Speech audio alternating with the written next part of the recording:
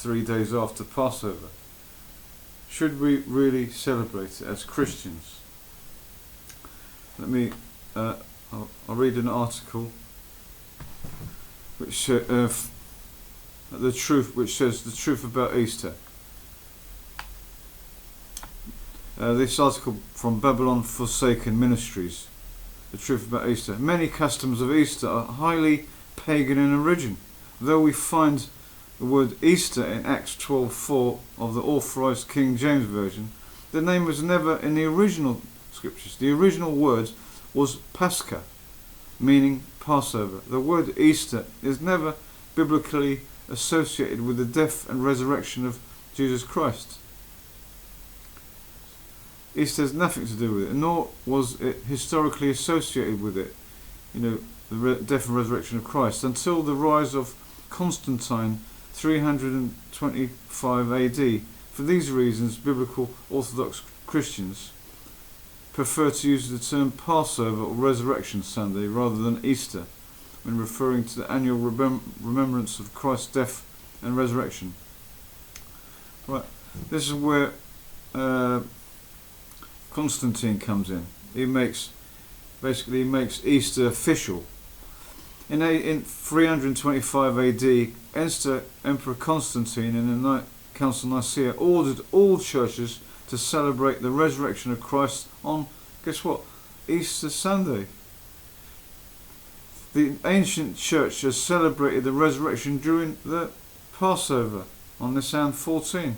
See, the ancient church was celebrating Christ's resurrection of the Passover, but he made it the resurrection of Christ on Easter Sunday. This is quite bad, which could fall on any day of the week. But the churches near Rome had abandoned the practices because they hated the Jews and affixed the date to the first Sunday after the first full moon of spring.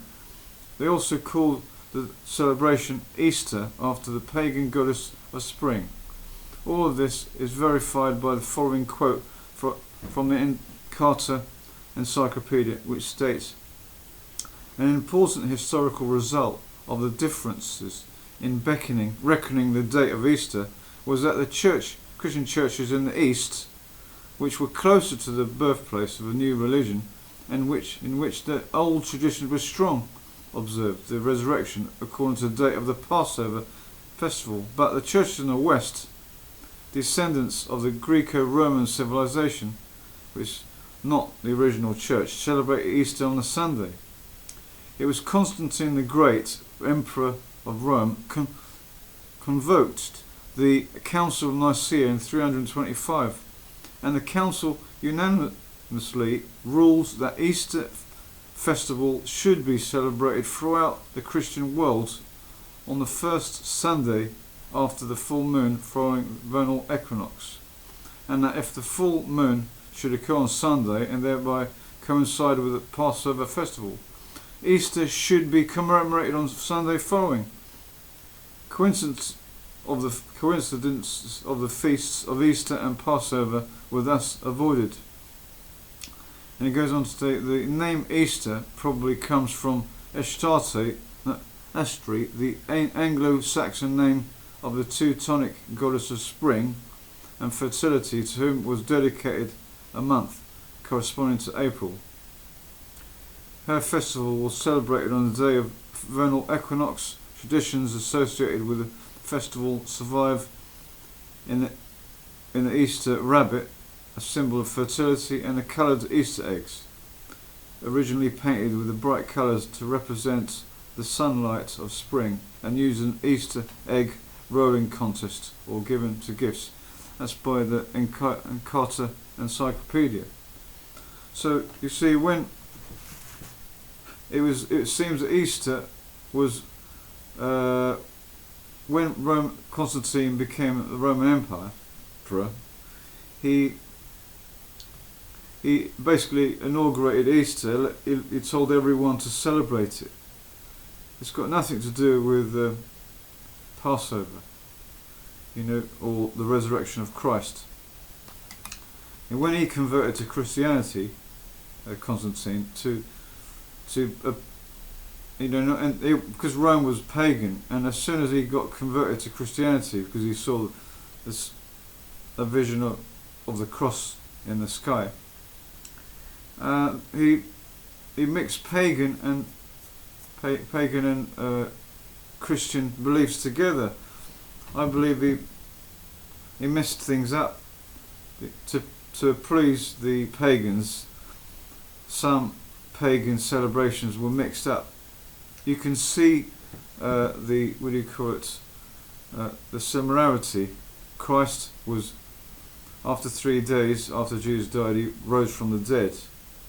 Christ, but in the same way, Easter is celebrating the birth of spring. You see that things come to life, just like the egg. Here, as you can see, egg is a symbol of fertility. You see, it's all pagan, and the rabbit is a symbol of fertility. Also, let me see, there's a bit more here from the article.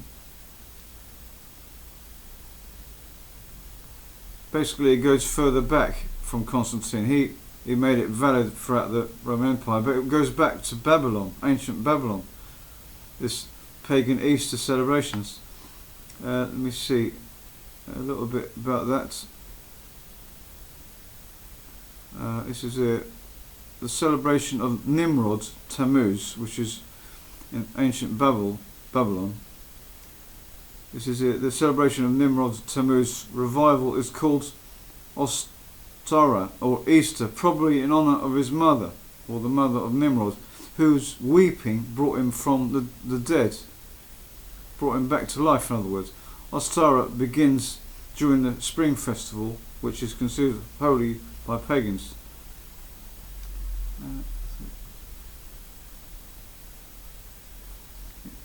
So basically,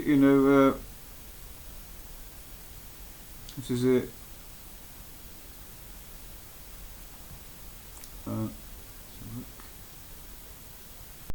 As I said, Easter goes way back to ancient Babylon, really.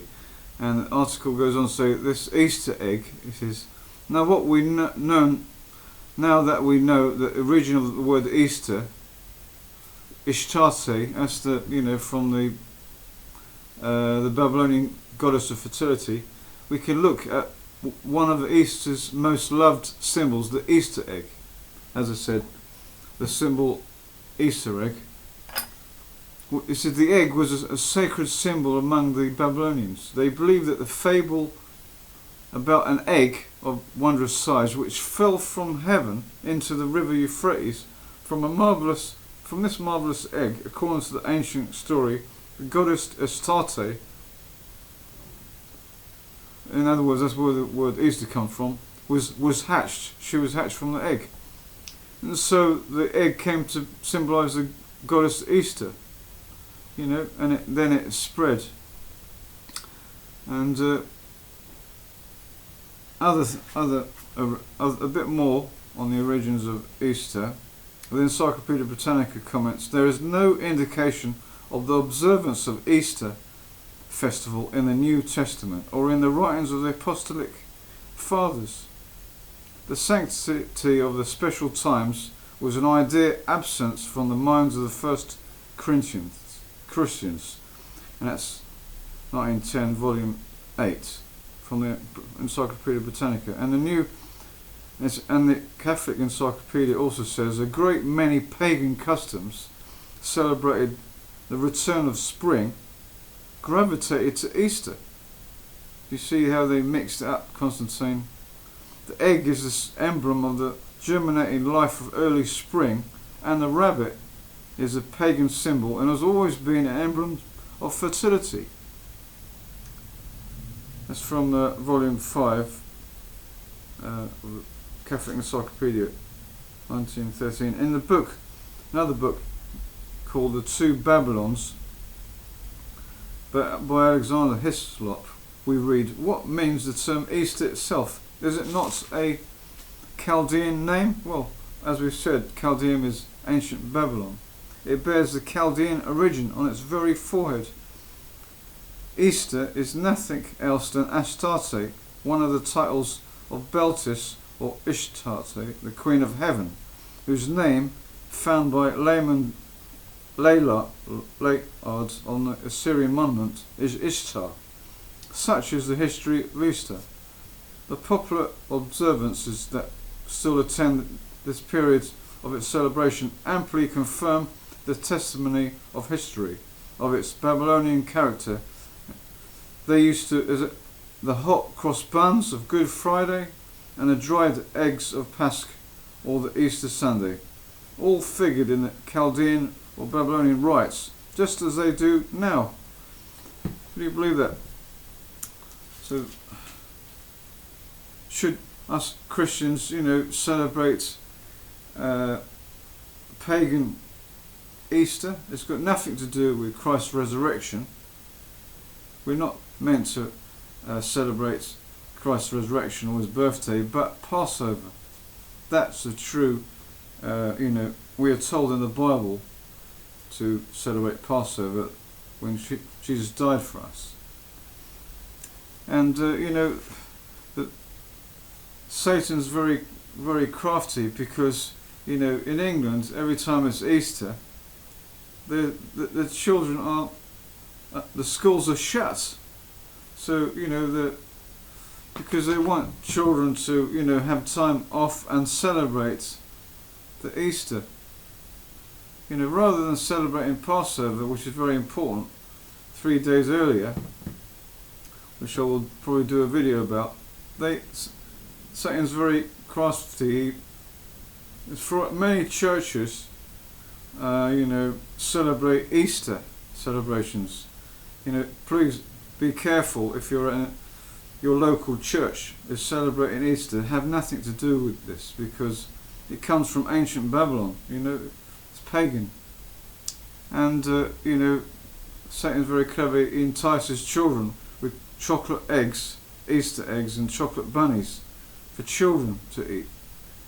And, it's just all just made to entice children into celebrating Easter, which is pagan.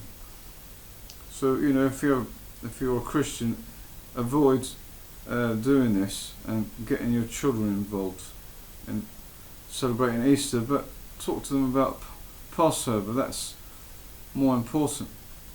Where Christ died 3 days before Easter.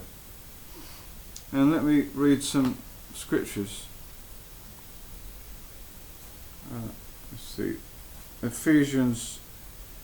In other words, should Christians be celebrating this? It warns us not to. It says here. In other words, is there any objections to sharing in celebrations that have unchristian roots, as long as it is not done for religious reasons? That's something, but let's see what Ephesians 5, chapter 5, verse 10 and 11 says. Keep on making sure of what is acceptable to the Lord. And listen to this. And quit sharing with them in the unfruitful works that belong to the darkness, but rather even be reproving them. So in other words, no, you shouldn't have any part of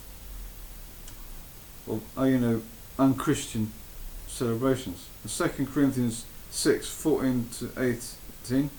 What fellowship do righteousness and lawlessness have? Or what sharing does light have with darkness?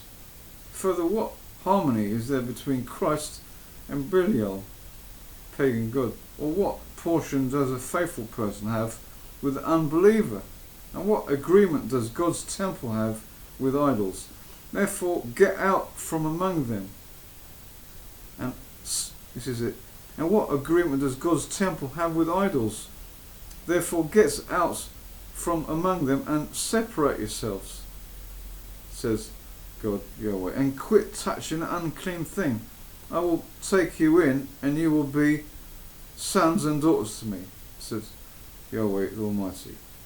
You see, so genuine love for God and a strong desire to be pleasing to Him will help a person to break free from unchristian practices that may have an emotional appeal. It's very enticing, Easter.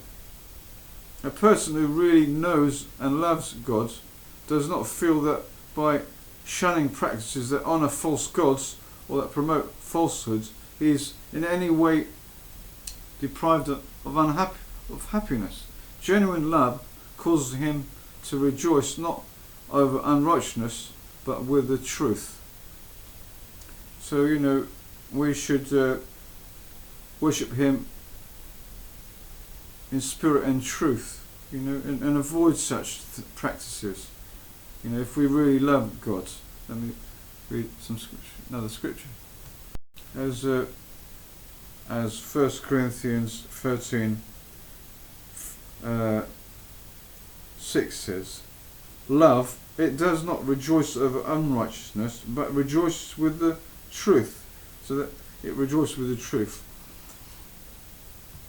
So we must repent through Jesus Christ to be saved, because the end is so very near, and get away from false celebrations like Easter that have come back, as it says in the Bible. Get away from Babylon the Great, because she will be destroyed. False religion, that is, that holds to these ancient pagan Babylonian customs. So anyway, I hope you enjoyed this, and God bless.